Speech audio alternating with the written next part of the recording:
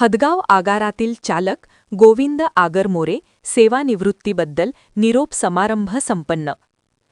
महाराष्ट्र राज्य परिवहन महामंडळ विभागातील हदगाव आगारातील एसटी चालक गोविंद तुकाराम आगरमोरे कवाना ता हदगाव येथील असून त्यांनी हदगाव आगारात 6 जून 1998 रोजी चालक म्हणून पदभार स्वीकारल्यानंतर त्यांची वयोमानानुसार शनिवार 28 फेब्रुवारी रोजी चालक सेवेचा 26 वर्ष 6 महिने कार्यकाळ पूर्ण करीत सेवानिवृत्त झाले असल्याने शनिवार 28 फेब्रुवारी रोजी हदगाव आगारात सेवानिवृत्तीबद्दल निरोप समारंभ संपन्न झाला.